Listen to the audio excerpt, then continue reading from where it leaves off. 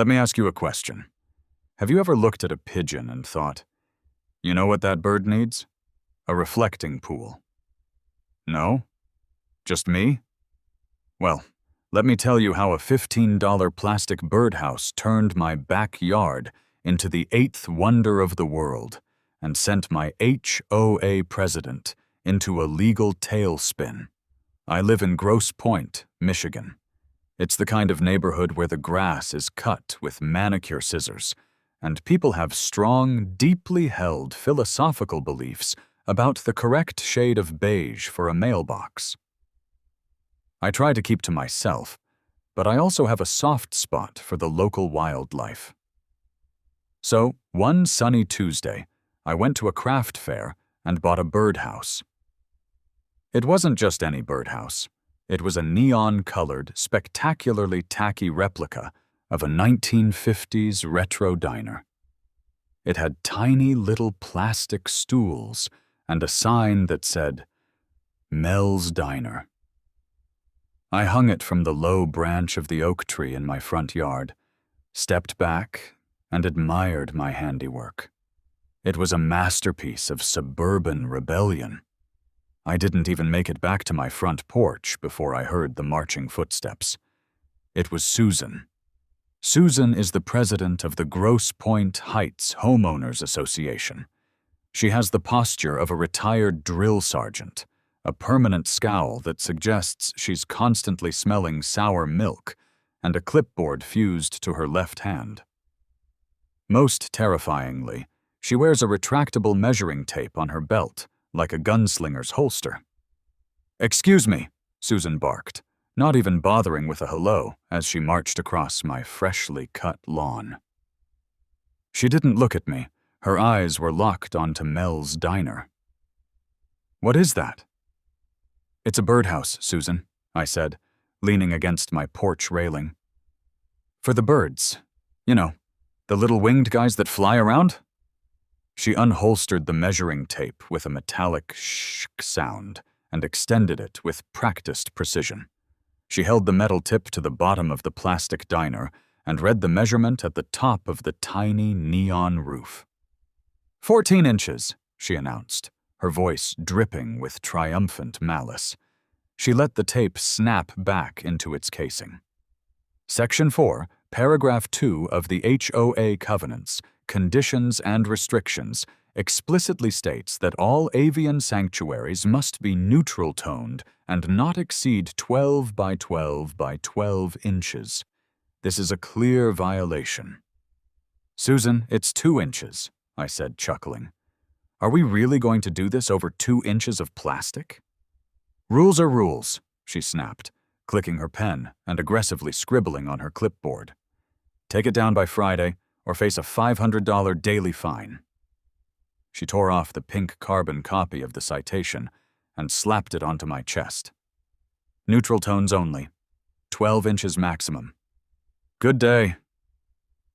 She did a perfect military about-face and marched off my property. I stood there, looking down at the pink slip of paper, and then up at the little neon diner. A $500 fine for 2 inches of plastic. I felt that familiar, warm glow of pure, unadulterated spite ignite in my chest. Oh, Susan, you have no idea who you just messed with. I walked over to the tree, unhooked Mel's Diner, and held it in my hands. Susan was still halfway down the block. I made sure she was looking back, and then I put on a show. I slumped my shoulders. I dramatically wiped a fake tear from my eye. I held the birdhouse close to my chest like a dying comrade and trudged back inside. She thought she had won.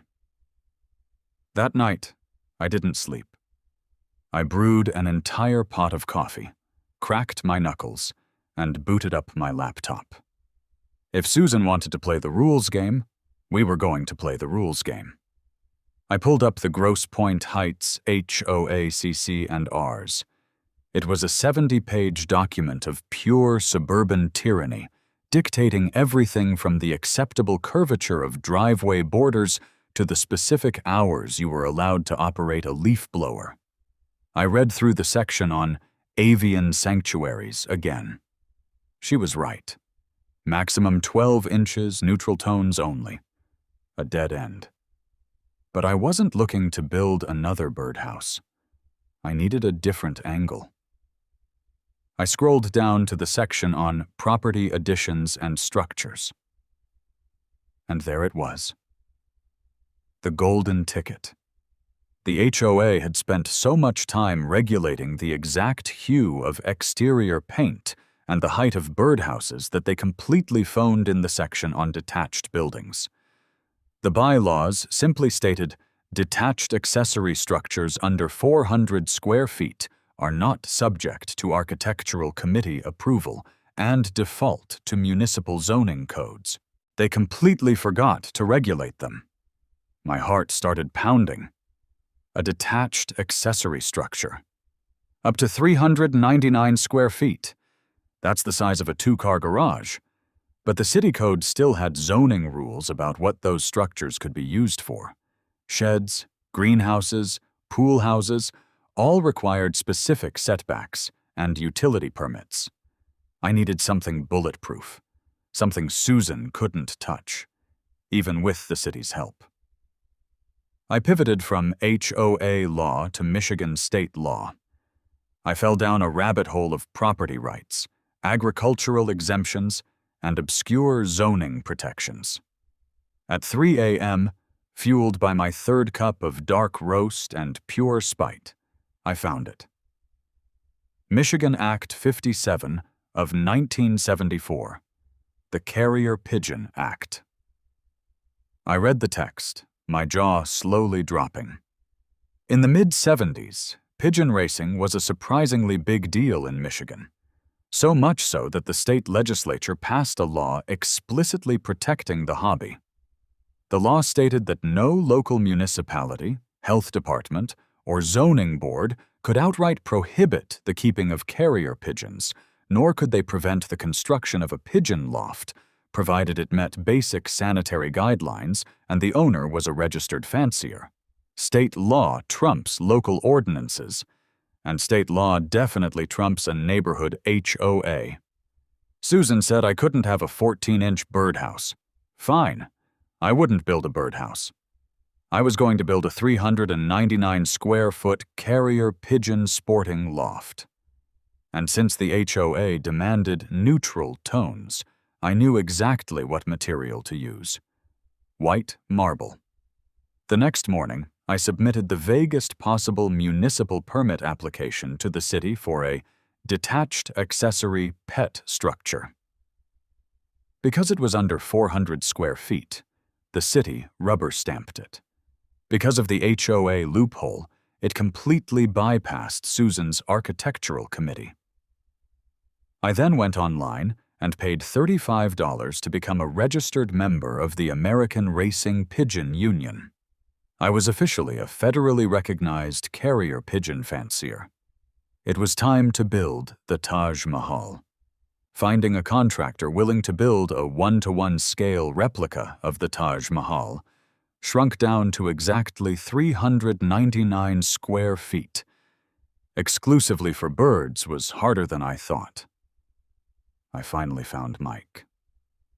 Mike was a guy who drove a beat-up Ford F-150, wore a hard hat that looked like it had survived a war, and didn't ask too many questions as long as the checks cleared.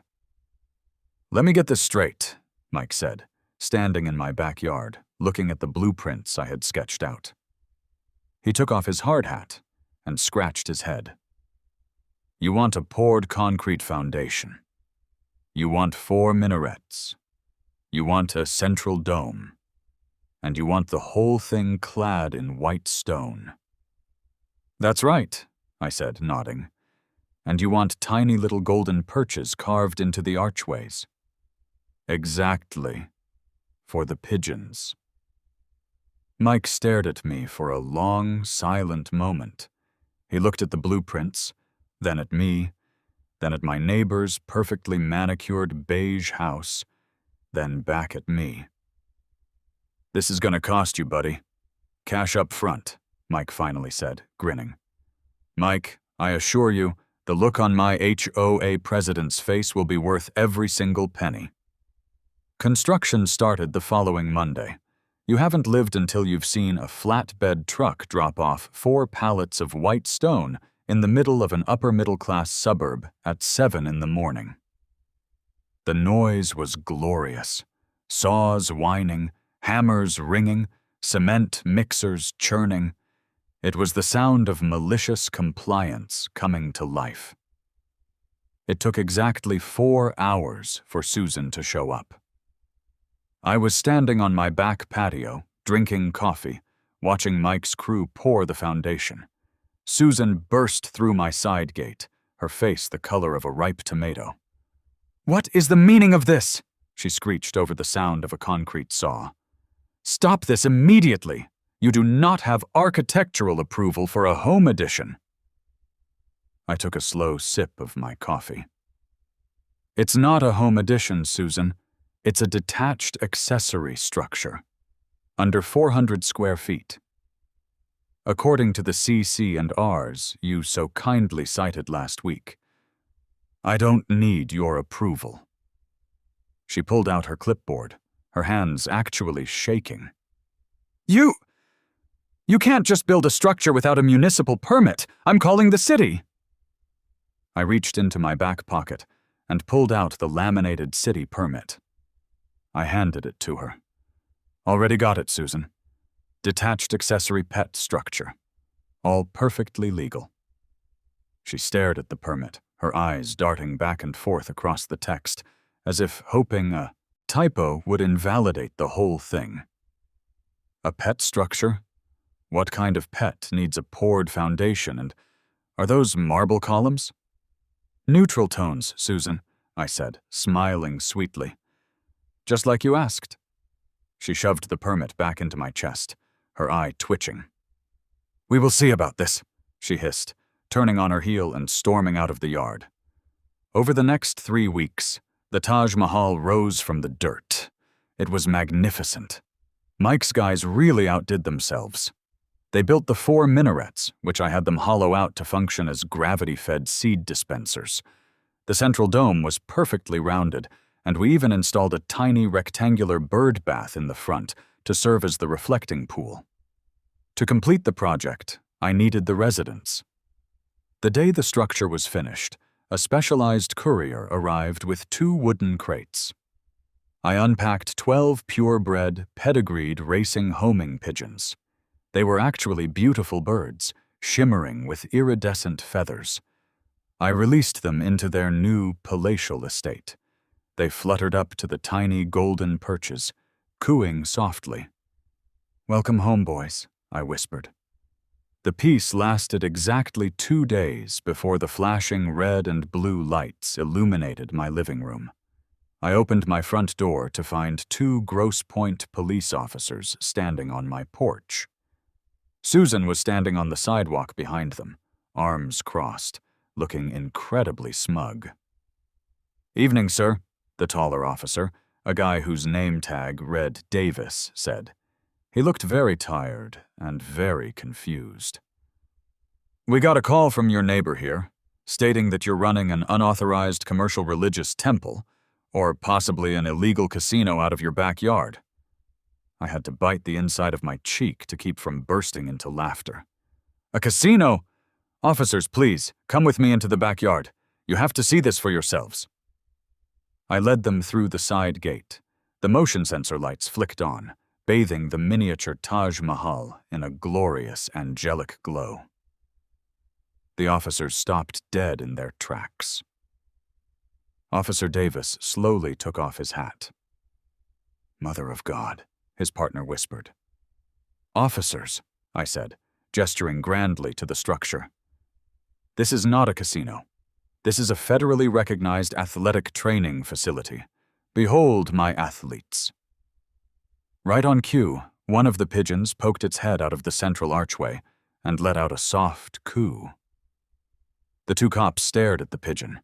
Then they stared at the marble columns. Then they looked back at Susan, who had followed them into the yard and was practically vibrating with rage. "It's a birdhouse!" Susan shrieked. "It's a massive, illegal, non-compliant birdhouse! Arrest him!" Officer Davis turned to me, fighting a massive grin. "Sir, is this for the birds?" "Technically, Officer Davis, it is a carrier pigeon sporting loft, which is expressly protected under Michigan Act 57 of 1974. I am a registered fancier, and local municipalities cannot restrict my right to keep them." I handed him my American Racing Pigeon Union membership card and a printed copy of the state statute.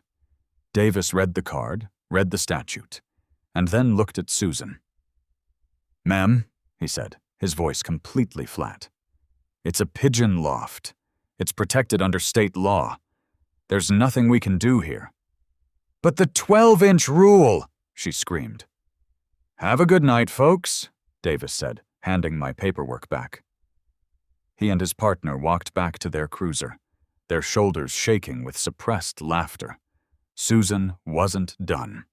3 days later, I received a certified letter from a very expensive corporate law firm retained by the HOA. It was a formal cease and desist, threatening to place a lien on my house, sue me for breach of contract, and hit me with a $10,000 fine for willful and malicious defacement of neighborhood aesthetics. The letter demanded my presence at an emergency HOA meeting that Friday evening. If I didn't comply and demolish the structure by the weekend, they would take my house. I'm not going to lie. The legal threat gave me a spike of anxiety. A $10,000 fine is no joke, and HOAs have horrifying amounts of power when it comes to foreclosures. But I had the law on my side. I had the ace up my sleeve. I just had to play it right. Friday night arrived. The community center was packed. Word had gotten around about the guy who built a marble palace for pigeons, and half the neighborhood had shown up just for the drama. I walked in and took a seat in the back row. Susan was standing at the podium at the front of the room, flanked by 2 guys in expensive suits, the HOA lawyers. Behind her, a projector was displaying a massive, high-definition photograph of my backyard Taj Mahal. She banged a wooden gavel on the podium. The room fell silent. "This emergency meeting is called to order," Susan announced, her voice echoing through the hall. She pointed a trembling finger at me. "We are here to address the blatant, disrespectful, and frankly psychotic violation of our community standards by that man sitting right there." She spent the next 10 minutes reading off my supposed crimes. She cited the 12-inch birdhouse rule. She cited the neutral tones rule. She talked about property values and the sanctity of the neighborhood. Finally, she slammed her hands down on the podium. "Therefore, the board has voted unanimously to impose an immediate $10,000 fine, and we demand the complete demolition of this monstrous birdhouse by Monday morning. If you refuse, we will see you in court." The room murmured. A few people glared at me. The lawyers crossed their arms, looking incredibly confident. I stood up.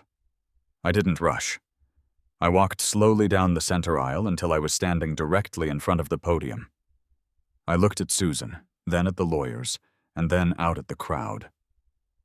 "Susan," I said, my voice calm and carrying through the quiet room, "you are completely right. A birdhouse that size would be a massive violation of the CC&Rs. Susan blinked, momentarily thrown off by my agreement. "Yes, exactly." "However," I continued, pulling a thick stack of papers from my jacket, "that is not a birdhouse." I walked over to the AV desk and plugged my laptop into the projector. The image of the Taj Mahal vanished, replaced by the stark black and white text of a legal document. "This," I said, tapping the screen, "is Michigan Act 57 of 1974, the Carrier Pigeon Act." I turned to the 2 expensive lawyers. Their smug expressions were beginning to slip. Under Section 2 of this Act, I read aloud, the state of Michigan explicitly prohibits any city, village, township, or, and this is the important part, any local governing body from restricting the construction of a carrier pigeon loft, provided it meets sanitary codes. Furthermore, I am a certified sporting fancier with the ARPU. I clicked the slide to show my official membership certificate. I turned back to Susan. She was gripping the edges of the podium so hard her knuckles were white. According to our own CC and RS, detached structures under 400 square feet bypass the Architectural Committee. I have a city permit. I have state-mandated protection. It is a sporting loft, not a birdhouse, and if you attempt to fine me, place a lien on my property, or force demolition, you will be in direct violation of state law. I stepped closer to the lawyers. And if you try it, I won't just fight the lien. I will countersue the HOA and the board members personally for harassment, illegal restriction of state-protected sporting rights, and legal fees. And I will win. The room was dead silent. You could have heard a pin drop. One of the lawyers frantically pulled out his smartphone and started aggressively typing, desperately trying to look up the statute. After a few seconds, he stopped typing. His face went pale. He leaned over and whispered into Susan's ear. I watched Susan's face cycle through 5 different stages of grief in about 4 seconds. Her left eye started to twitch. She opened her mouth to speak, but nothing came out. She looked at the projector, then at me, and realized she had been completely and utterly outmaneuvered. "Meeting adjourned," she choked out, slamming the gavel down with a weak thud before practically running out the side door. The crowd erupted into murmurs, and a guy a few rows back actually started a slow clap. I packed up my laptop, walked out of the community center, and drove home. I went into my backyard, grabbed a cold beer from the fridge, and sat down on my patio chair. The motion sensor lights flicked on, illuminating the magnificent white stone of the tiny Taj Mahal. As I sat there, sipping my beer, one of the pigeons, a beautiful gray one I had named Shah Jahan, stepped out onto one of the miniature golden perches. He puffed out his chest, let out a triumphant coo, and promptly pooped directly onto one of the marble minarets. It was the most beautiful thing I had ever seen. Next time someone tells you your 14-inch birdhouse is too big, maybe just remind them to read the state statutes. Until next time, stay petty, my friends. Honestly, if you thought Susan was just going to take the L, pack up her little tactical measuring tape, and walk away, you literally don't know Grosse Pointe HOA presidents. I mean, I guess I kind of hoped she would just let me and my 12 pedigree pigeons live in peace. But like 3 days after the emergency meeting, I looked out my kitchen window and saw her. She was literally standing on the public sidewalk across the street, hiding behind Mrs. Gable's prized hydrangea bushes, staring at my backyard with a pair of massive military-grade binoculars. I walked out the front door with my coffee, leaned against the porch railing, and waved at her. She didn't wave back. She just slowly lowered the binoculars, glared at me like I had personally canceled Christmas, and marched back to her beige fortress of solitude. That was when I realized the war wasn't over. It had just moved to a new front. I went back inside and pulled up Michigan Act 57 of 1974 again. I had used it as a shield, but a good sovereign ruling strategist knows you have to read the fine print to see where your armor is weak. I skimmed through the legal jargon until I hit Section 3. My stomach did a little flip. The law stated that municipalities couldn't ban a carrier pigeon loft, provided that such loft is maintained in a sanitary condition and does not constitute a nuisance or health hazard. Sanitary condition. Health hazard. Susan wasn't trying to fight the architectural bylaws anymore. She was trying to get me shut down by the Wayne County Health Department. All she needed was for my pigeons to produce enough mess, or for the loft to smell just a little bit, and she could bypass the state sporting protection entirely by declaring the Taj Mahal a biohazard. I mean, pigeons are great, but they literally poop a lot. And I had 12 of them living in a pristine white marble palace. It was only a matter of time before the place started looking like a modern art piece gone terribly wrong. I pulled out my phone and dialed the only man for the job. "Mike's contracting. We build it, you pay for it," Mike answered over the sound of what sounded like a circular saw. "Mike, it's the Pigeon King of Grosse Pointe," I said. Mike let out a massive, booming laugh. "My guy, I heard about the HOA meeting. My nephew's buddy lives a street over from you. He said you brought the HOA president to actual tears with a projector." "It was a glorious night, Mike, but I need you back. We have a phase 2. "Phase 2? Mike sounded intrigued. "What, you want to build the Great Wall of China out of popsicle sticks next?" "No, I need a sanitation system," I explained, pacing around my living room. "I need the Taj Mahal to be the cleanest, most sterile, health inspector-proof avian facility on the planet. I'm talking automated cleaning, drainage, maybe even UV lights. Susan is going to call the county health department, and I need this place to look like a surgical operating room." There was a long pause on the line. Then Mike sighed. "You know, I usually build decks and drywall, but honestly, your money is green and I really hate HOAs. I'll be there in an hour." When Mike arrived, we stood in the backyard staring at the gleaming white structure. Shah Jahan and his buddies were cooing up in the dome. "Okay, so here's the play," Mike said, scratching his chin with a pencil. "Marble is porous. If the bird crap sits on it, it stains. And it smells. We need to line the floors of the nesting areas with a seamless epoxy resin. Easy to wash.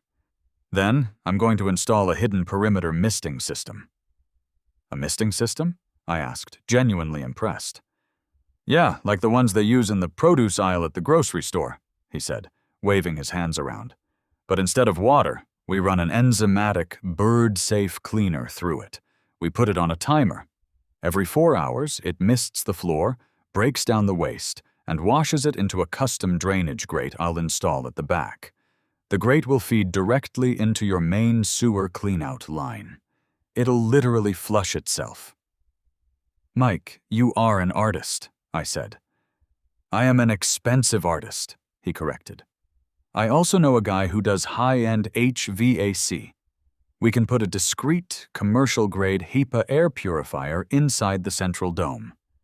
It'll circulate the air and eliminate any smell before it ever reaches the property line. Your neighbor could be eating a sandwich 3 feet away and wouldn't smell a thing." "Do it," I said, handing him my credit card. "Do it all." For the next 4 days, my backyard turned back into a construction zone. Mike and his crew worked like madmen. They poured the epoxy, trenched the yard to connect the drainage to my sewer line, and installed the misting system. They even painted the PVC pipes to perfectly match the marble columns, so nothing looked out of place. I spent those 4 days actually learning how to race pigeons, because honestly, if you're going to use a state sporting law to spite your HOA, you kind of have to play the sport. I watched like 40 hours of YouTube tutorials on homing pigeon navigation. I bought special high-protein seed blends. Every morning at dawn, I would go out, open the golden release gates we installed on the minarets, and watch my 12 elite athletes take to the sky.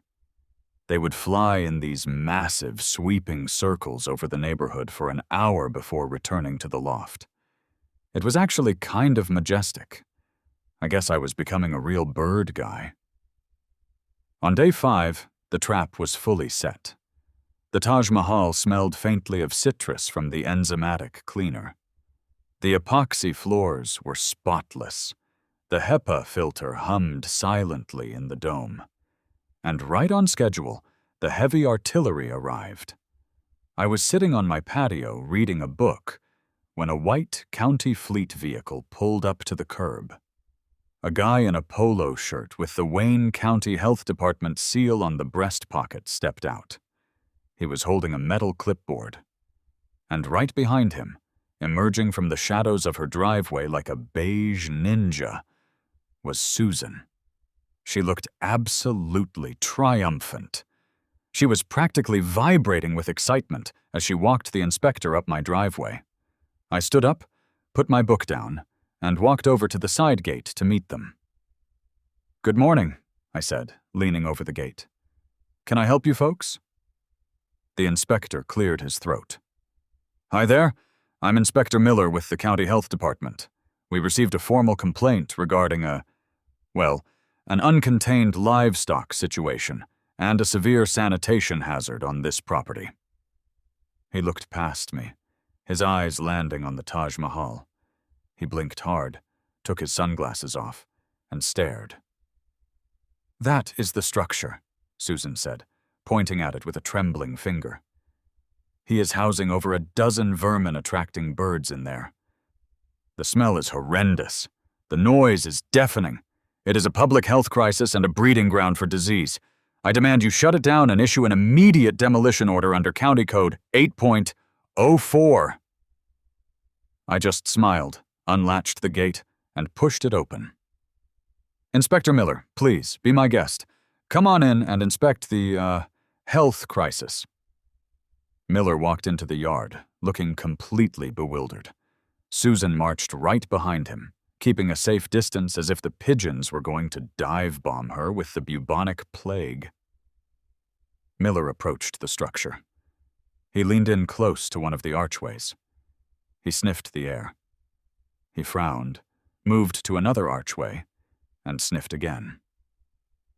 "Ma'am," Miller said, looking back at Susan, "I don't smell anything." It's probably just the wind," Susan stammered, stepping closer. "Look at the floors. They must be covered in filth." I reached over and pressed a small, discreet button I had mic wire into the side of the patio. With a soft hiss, the automated misting system kicked on. A fine, citrus-scented fog sprayed over the interior floors, washing down the resin and draining away flawlessly. Miller watched the automated self-cleaning cycle finish. He pulled a small flashlight from his pocket and clicked it on, shining it into the nesting areas. "The floors are coated in antibacterial resin," I explained conversationally.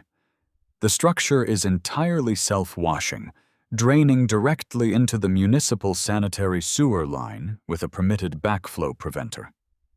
The air is continuously filtered through a commercial HEPA system hidden in the dome. And the birds are fully vaccinated, pedigreed athletes registered with the American Racing Pigeon Union." Miller turned off his flashlight and put it back in his pocket. He looked at me, then at the immaculate marble structure, and then at Susan. "Ma'am," Miller said, his voice taking on a very annoyed, bureaucratic tone. "This is literally cleaner than the kitchen at the Applebee's I inspected yesterday. There is no health code violation here." Susan's mouth opened and closed like a fish out of water. "But they're pigeons. They carry diseases. You have to condemn it. It's a biohazard." Miller sighed, pulling a pen out of his pocket and clicking it. "The only hazard here is you wasting county resources, lady. This is a state-compliant sporting loft. It exceeds every sanitary guideline on our books. In fact, I'm pretty sure this guy could perform open-heart surgery in there if he wanted to." He scribbled something on his clipboard, tore off a yellow sheet, and handed it to me. "Inspection passed. 0 violations. Nice birds, by the way." "Thanks, Inspector," I said, taking the paper. "Have a safe drive back." Miller nodded, walked past a paralyzed Susan, and headed back to his county vehicle. Susan stood there in my backyard, utterly defeated. She had tried the HOA bylaws. She had tried the police. She had tried the county health department. And at every turn she had been blocked by an airtight wall of legal loopholes, state statutes, and malicious compliance. I walked over to her. I didn't say anything mean. I didn't gloat. I just looked at her, and then I looked over at Mel's diner, the tacky plastic birdhouse that I had placed on a little pedestal right next to the Taj Mahal. "You know, Susan," I said softly, "if you had just ignored the plastic diner, none of this would have happened." She didn't say a word. She just turned around, her posture completely slumped, and walked out of my yard. She resigned from the HOA board 3 weeks later. They elected a new president, a guy named Dave, who spends his weekends brewing his own beer and genuinely doesn't care what color you paint your fence. As for me, I'm still here. I have a 399-square-foot marble palace in my backyard, and my flock is up to 15 birds. Last month, Shah Jahan actually placed third in a regional 500-mile race from Iowa. I even won a tiny plastic trophy. I put it right inside the diner.